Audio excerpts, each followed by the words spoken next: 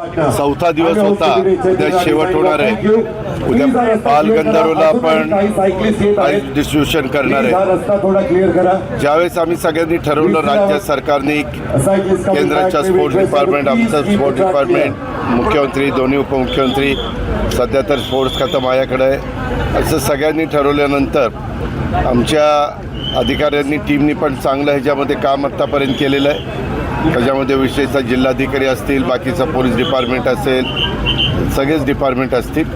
आणि विशेष म्हणजे प्रचंड मोठा प्रतिसाद हा पुणे जिल्ह्यातल्या तमाम नागरिकांनी दिला, दोन्ही शहरातल्या नागरिकांनी दिला, पुणे आणि पिंपरी चिंचवड.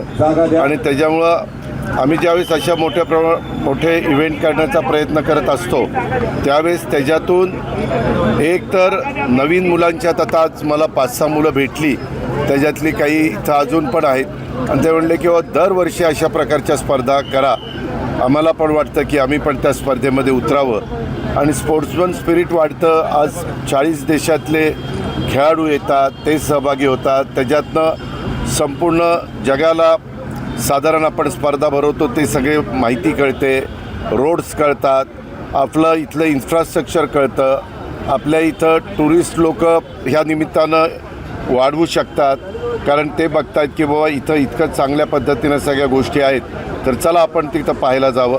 अशा अनेक उद्देशांनी आम्ही हे सगळं करायचं ठरवलेलं होतं.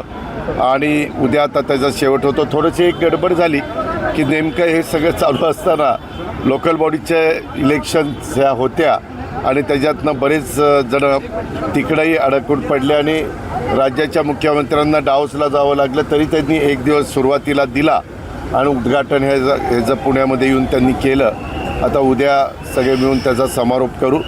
पण जिथं आज सासवडला सुरुवात झाली तिथं प्रचंड नागरिकांनी प्रतिसाद दिला. आजचा शेवट बारामतीमध्ये झाला, तिथंही अतिशय चांगल्या प्रकारे नागरिकांनी प्रतिसाद दिला. व्यवस्था उत्तम झाली. मी काही खेळाडूंशी बोललो, खेळाडू देखील म्हणाले की अशा पद्धतीनं रोड्स आणि इन्फ्रास्ट्रक्चर हे आम्हाला फार क्वचितच बघायला मिळालं. आणि विशेषतः लोकांचा प्रतिसाद. मी येताना आपल्या सासवडवरून निघालो त्यावेळेस मी बाहेर रोड येत होतो कारनी, त्यावेळेस मला गावोगावी लोक सगळे त्यांची वाट बघत थांबलेले होते. आणि तुम्हाला एक मला सगळ्यांना सांगायचं आहे की ज्यांची आर्थिक परिस्थिती असते ते जाऊन अशा प्रकारच्या स्पर्धा कुठं ना कुठं जाऊन बघू शकतात. आज आमच्या ग्रामीण भागातल्या महिला, आज आमच्या ग्रामीण भागातली मुलं मुली, किंवा आमचा शेतकरी, किंवा आमचा सर्वसामान्य नागरिक ज्याची ऐपत नाही अशा ठिकाणी जाऊन तिकीट काढून बघायची, त्यांनाही कळालं किंवा कशी स्पर्धा असते, कशा सायकली चालवतात, काय त्याच्यामध्ये असतं, त्यांनाही ह्याच्याबद्दलचं कुतूहल असतं. इतके दिवस त्यांनी कुठंतरी टी व्हीला बघितलेलं असतं किंवा आणखीन कुठं बघण्याचा प्रयत्न ते करतात. पण ह्याच्यातून एक क्रीडामय वातावरण सगळ्या परिसरामध्ये होऊन जातं आणि त्याच उद्देशाने सर्वांनी त्याच्यात सहभाग घेतला. स्पॉन्सरशिप चांगल्या मिळाल्या. बजाज असेल किंवा सिरम असेल किंवा पंचशील असेल, अशा बऱ्याच मला म्हणजे आपल्या रुबी हॉस्पिटलनी पण सगळी हे जी प्राथमिक उपचाराची व्यवस्था त्यांनी केलेली होती. पोलीस बंदोबस्त खूप चांगला होता. होमगार्ड्सनी मदत मोठ्या प्रमाणावर पोलीस खात्याने घेतलेली होती. आणि विशेषतः नागरिकांनी लोकांनी शिस्त पाळली. लोकांना सांगितलं जात होतं आता हे जाणार आहे, तिथं कुणी आतमध्ये यायचं नाही, आणि लोकांनी फार चांगल्या प्रकारे शिस्त पाळली. म्हणजे आपला पण इथला नागरिक, त्याला जर आपण विश्वासात घेतलं तर तो प्रतिसाद पण देतो आणि शिस्त पण पाळतो. आणि जे काही आपण ही स्पर्धा भरवलेली होती त्या स्पर्धेमध्ये सगळ्यांनी ती आपली स्पर्धा मानून सहभाग दाखवला. त्याच्यातून रोड्स पण अनेक चांगले झाले, अशा काहीच गोष्टी झाल्या.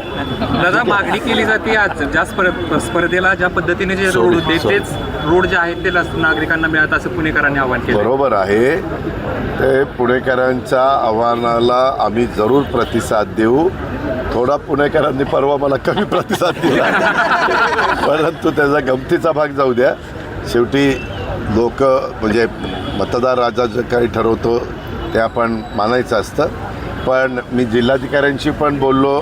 मी आता मुख्य कार्यकारी अधिकारी, आमचे chief engineer PWD, SC PWD, त्यांची सगळी टीम त्यांनाही सांगणार आहे की कामं करा, परंतु ह्या दर्जाची करा, जेणेकरून आता तुम्हाला पटणार नाही पत्रकार मित्रांनो, जो रूट होता त्या रूटवरचे रस्ते झाल्यानंतर ट्रॅफिकची समस्या पण कमी झालेली आहे. म्हणजे जे अडखळत वाहनं जायची ते फटकन वाहनं जातात, त्याच्यावर ट्रॅफिक आता बऱ्यापैकी त्या रूटचं सुरळीत व्हायला मदत झाली.